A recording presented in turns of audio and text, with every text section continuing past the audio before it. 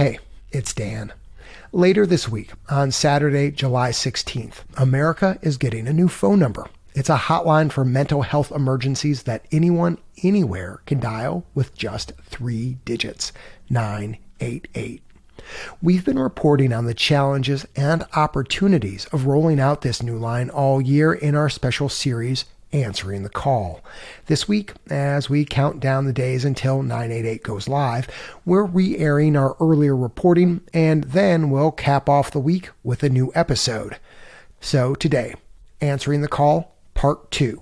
And stay tuned till the end for updates on this story. A warning about today's show: there's some strong language, and it mentions suicide. If you or someone you know is having thoughts of suicide, you can call the National Suicide Prevention Lifeline at 1-800-273-8255. That's 1-800-273-TALK. The country's new mental health crisis line, 988, is going live in July. 988 is a big deal. It's often described as 911 for mental health, a simple 3-digit number to make it easy for people dealing with addiction, mental illness, or suicide to get help fast.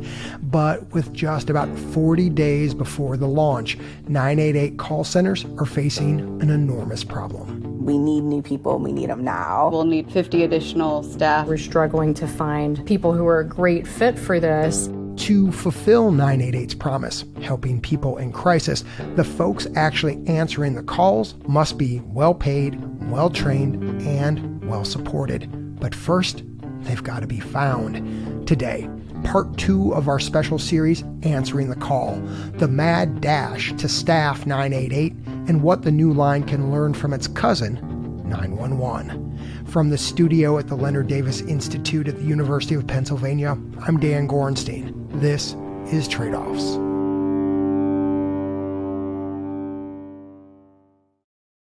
More than 50 million Americans live with a mental illness. Fewer than half get any kind of treatment. Congress set out to address that problem in the fall of 2020. That's when lawmakers decided to convert the 10-digit National Suicide Prevention Lifeline into an easy-to-remember 3-digit hotline, a front door of sorts for people to access mental health care. No matter where you are in the country, just like when you call 911, when you call 988, you'll be connected to mental health resources. On July 16th, 200 plus state and locally supported Lifeline centers around the country will start taking 988 calls, chats, and texts. They could get as many as 12 million in the first year, quadrupling what the Lifeline gets. The people who answer those calls are critical to the safety of folks reaching out. There's no official count, but based on our reporting, there are hundreds of open jobs with just 6 weeks before the line goes live.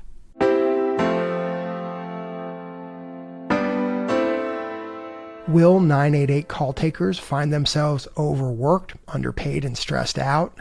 University of Chicago's Rebecca Neusteter worries about that, and it reminds her of a very similar group of first responders, 911 call takers.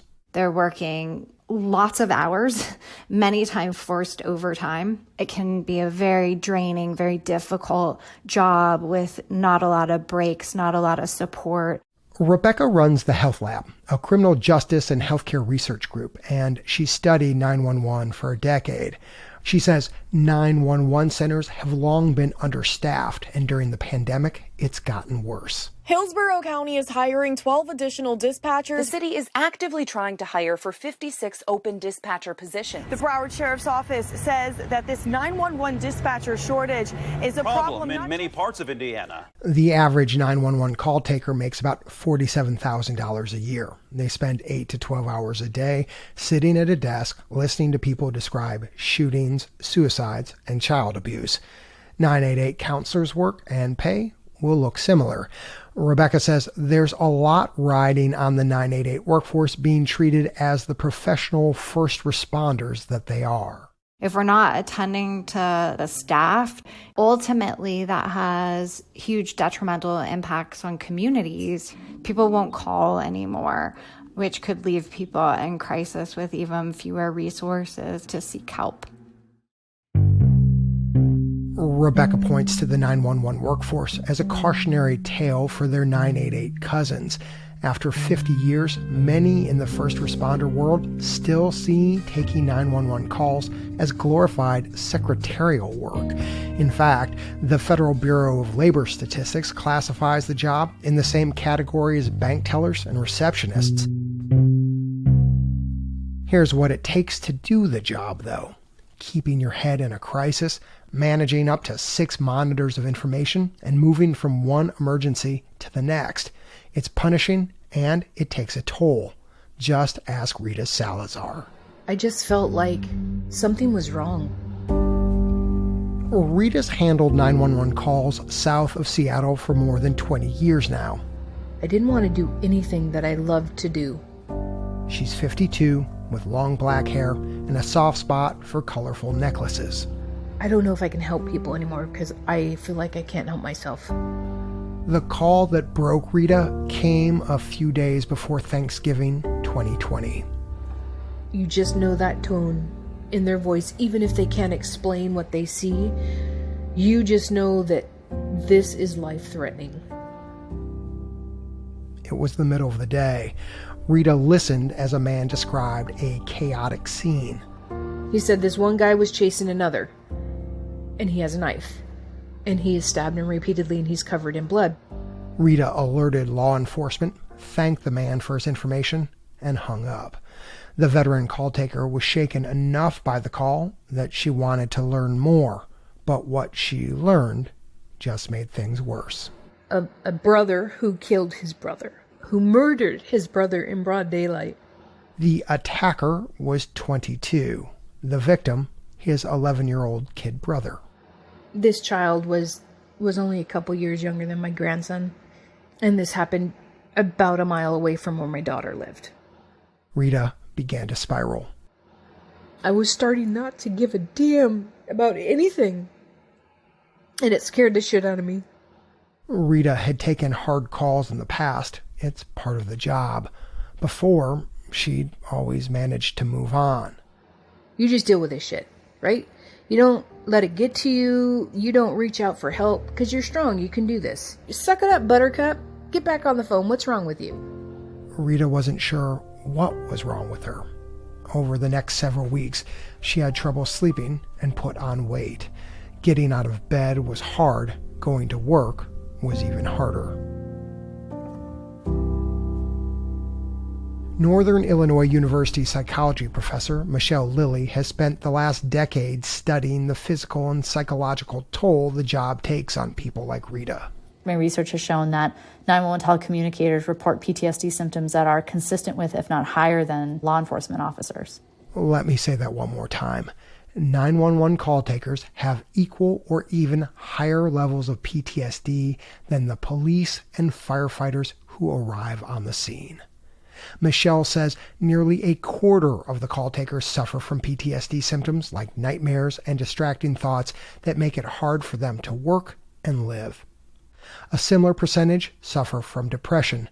More than half are obese, and they regularly report physical pain from the long days sitting in a chair staring at screens. Headaches, backaches, eye problems. There's no direct evidence that links 911 call takers' health to their job performance, but Michelle says research from other fields paints a frightening picture. We know from a pretty robust literature that when you have PTSD and depression, it affects your decision-making, your concentration, your attention, your sleep. And all of these things are critical in being able to perform successfully, particularly under pressure. This is exactly what Rita Salazar was dealing with in the months after that horrible call. She wondered if it was time to walk away. Instead, she took a different route. She got peer counseling at work and met with a therapist who diagnosed her with PTSD. The therapist helped Rita realize that 20 years of suck it up, buttercup had pushed her to this breaking point. Whether you want to admit to it or not, it affects you.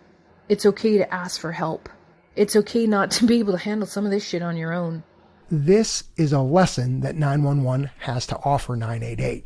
It's imperative to treat well-trained, dedicated professionals like Rita with the care they need. So if trauma of the job hits, they'll be taken care of. But before that can even happen, hundreds of 988 jobs have to be filled, and the clock is ticking. The University of Chicago's Rebecca Neusteter worries the efforts to create a robust 988 workforce are being built on the same swampy foundation as 911. Similar to 911, 988 legislation was passed without a mechanism to fund it. Congress allocated $0 when it created 988. The Biden administration has chipped in at least $282 million to scale up the program, but cities, counties, and states are responsible for sustaining these centers, just like 911. What that has resulted in terms of the 911 system is that we have a patchwork of over 6,000 primary 911 centers, many of which are underfunded. Rebecca sees that underfunded patchwork as the root of the problems that plague 911 professionals, the original sin she's afraid 988 may be repeating. 3 issues stand out: understaffing, uneven training, little support for call takers' mental health. Rebecca says failing to learn the workforce lessons of 911 could have devastating consequences for 988 professionals and the people they're hired to help. 988 is only as good as the person who answers the phone. When we come back, what 988 call centers are doing to build a stronger workforce and avoid the mistakes of 911.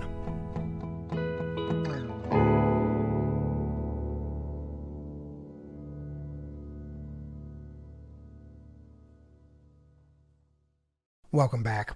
The people building 988 know the counselors who will pick up these calls are critical to the crisis line success. But with just 6 weeks before 988 goes live, they still have a lot of jobs to fill.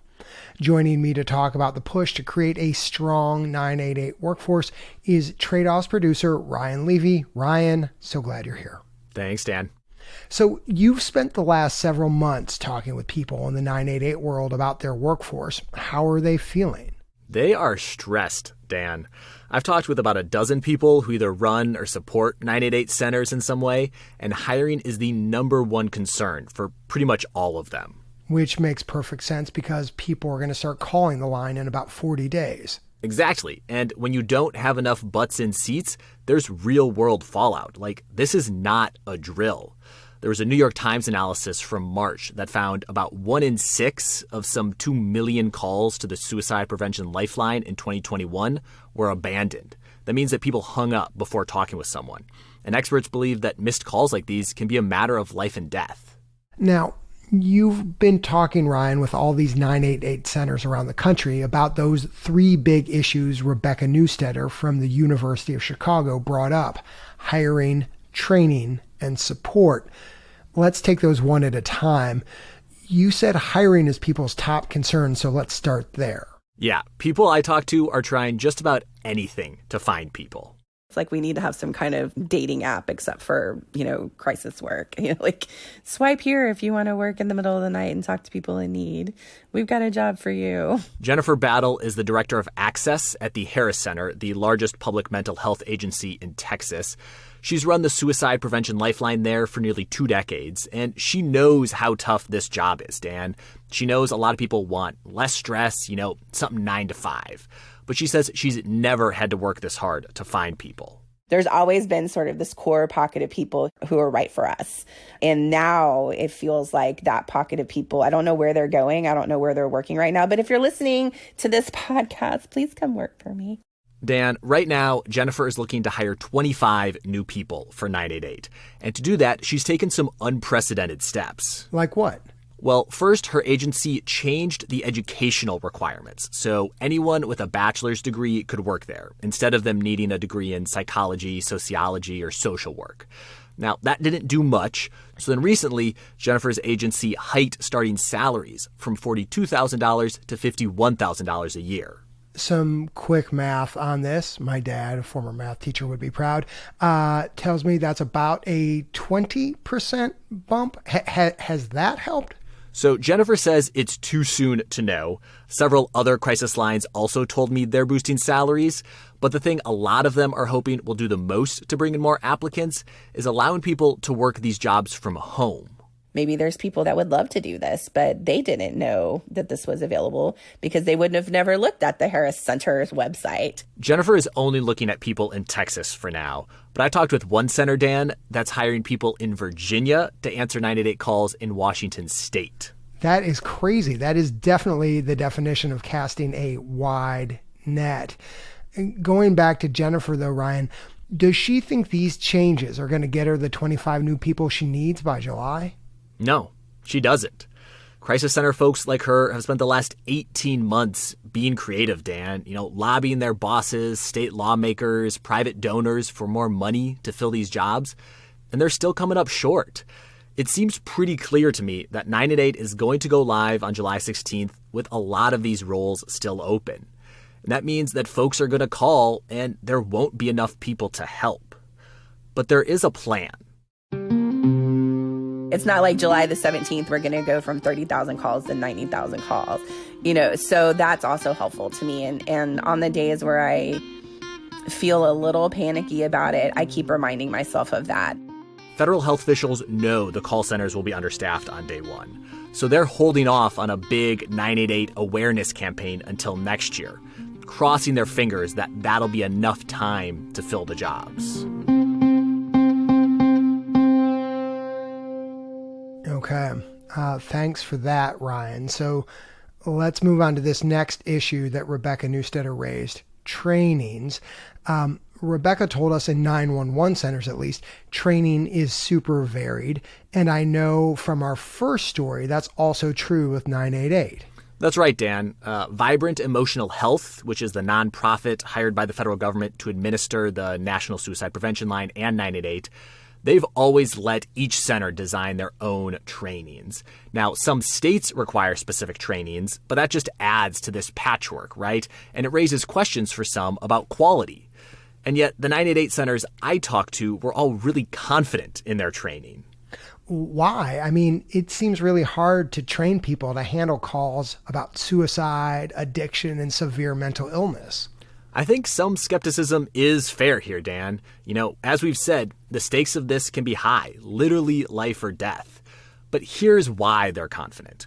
First, a lot of these centers are using trainings that have been studied and found to be effective by independent researchers and government agencies.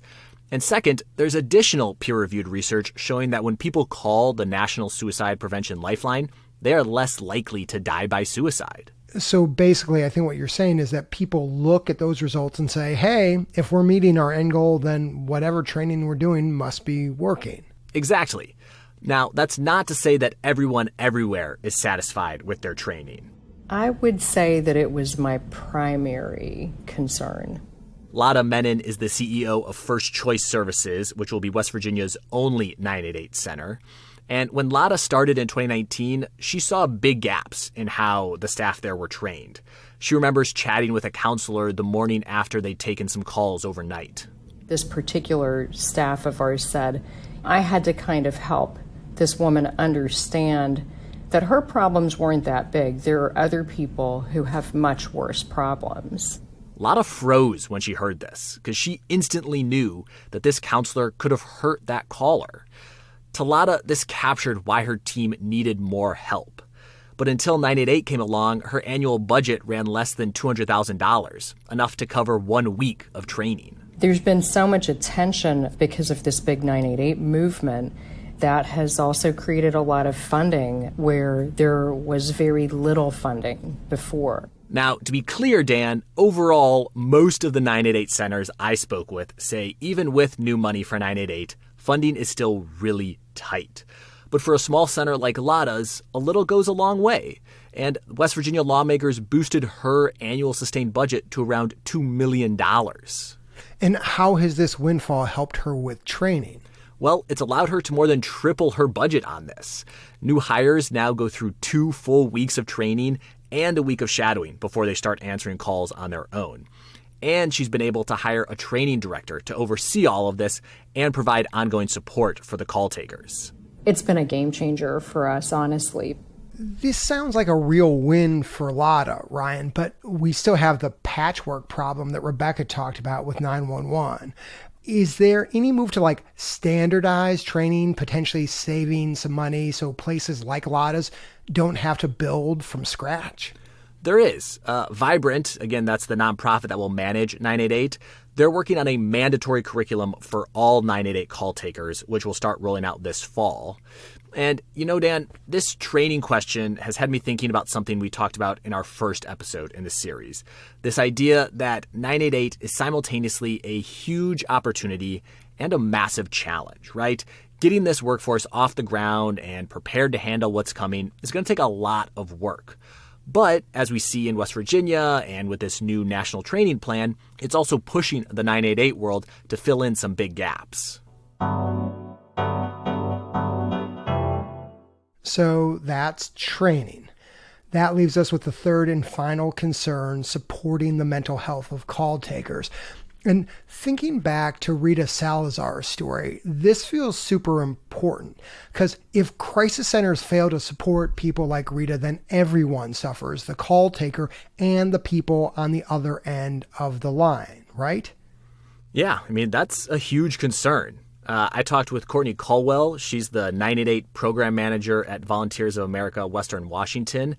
And she worked the overnight shift as a call taker for a few years, so she knows the importance of supporting her counselors. Yeah, I was very susceptible to feeling the burnout and having it come through where I'd end a chat with a client and I'd think that just wasn't my best work, and it was just true burnout seeping through and impacting the work.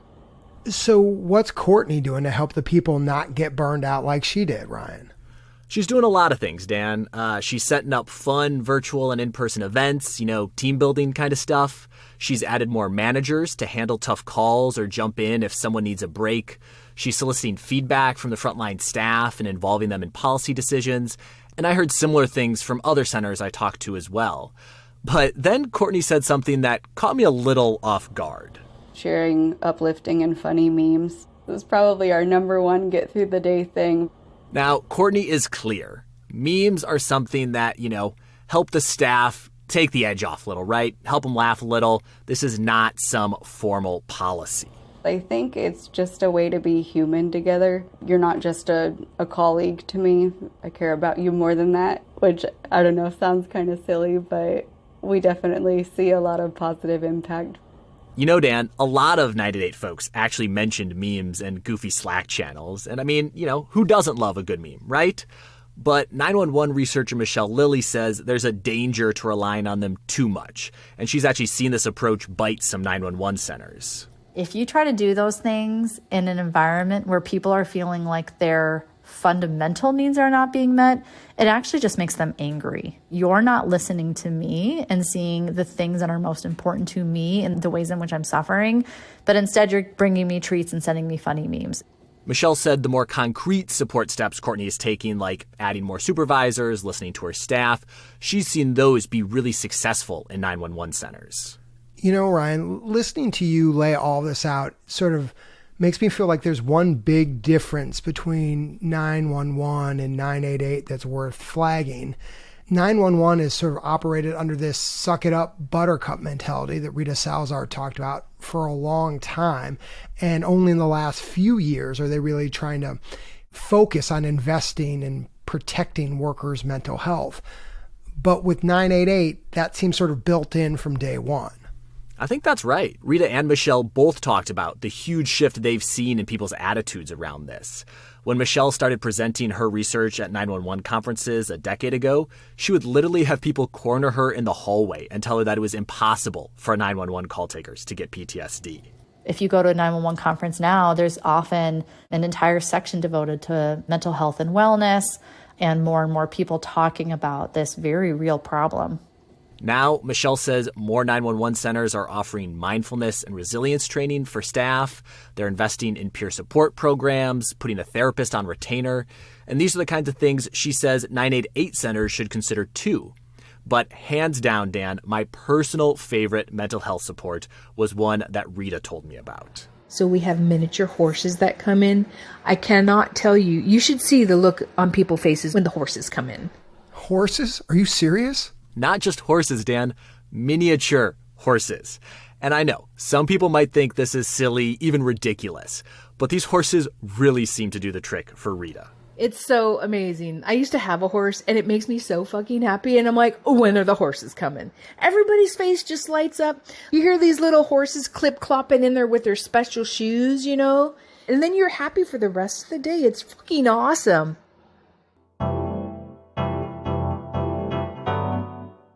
Pulling it back, Ryan, where does this all leave us? Do you think 988 is on the path to avoiding the workforce mistakes of 911? I think, Dan, when it comes to supporting and valuing their call takers, 988 is leaps and bounds ahead, right? 988 centers see these folks as first responders, and they know they have to protect their mental health. Now, making sure there are enough of them, that's a lot harder. Some centers are trying to make the job more attractive, raising wages, offering remote work. But at the end of the day, this is a really hard job that's not going to pay super well, and we need a lot more people doing it than we have right now. Which, as we've said, is going to mean some callers will fall through the cracks when 988 actually launches. And the workforce too, the people doing the job are going to have to shoulder a heavier burden. The centers I talked with are confident that they will get enough people, eventually. What they don't know, Dan, is how long that will take and how many people will suffer until it happens. Ryan Levy, thanks so much for your reporting on this. Anytime, Dan. Staffing remains a top concern for 988, with nearly 200 local call centers still with open positions. Vibrant says they've expanded national backup centers to pick up slack. Only one of the centers we talked with, Courtney Colwell's in Washington, told us they'd filled all their 988 slots. But even Courtney's staff will not be fully trained in answering calls until later this summer. Tomorrow, in part 3 of our series, Answering the Call, we introduce you to 3 people working to answer some of the fundamental questions facing 988 days before it goes live. I'm Dan Gorenstein. This is Trade-Offs.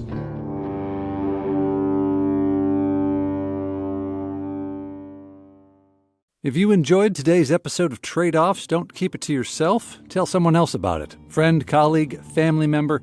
Better still, leave us a rating or a review wherever you subscribe to us. Apple Podcasts, NPR One, Spotify. We're in all the places.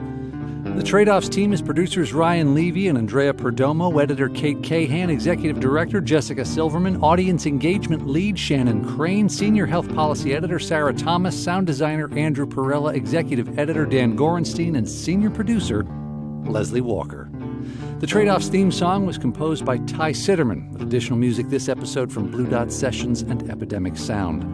This episode is part of a series on 988, supported in part by the Sozoze Foundation.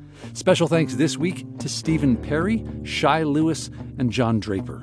Additional thanks to Travis Atkinson, Emily Bloom, Daryl Branson, Merrill Cassidy, Hannah Collins, David Covington, Kelsey DePiro, Tracy Eldridge, Robin Engel, Mary Giliberti, Madeline Gould, Terrence Ham, Andrea Harrison, Frank Hartman, Carl Hatton, Samantha Hawkins, Angela Kimball, Ted Lutterman, Jim Marshall, Ben Miller, Brian Mashara, Sue Ann O'Brien, Erica Olson, Jessica Pirro, Karina Putnam, Eric Rafla Yuan, Rosa Ramos, Shalene Richards, Tiffany Russell, Connie Tolson, Laura Euland, Adam Wasserman, Hannah Wesolowski, Levi Van Dyke, and the Trade-Offs Advisory Board. Thanks also to all our listeners who helped to support our work, including Marion Mulkey, Dan Mendelson, and Christy Martin. Our media partner is Side Effects Public Media, based at WFYI.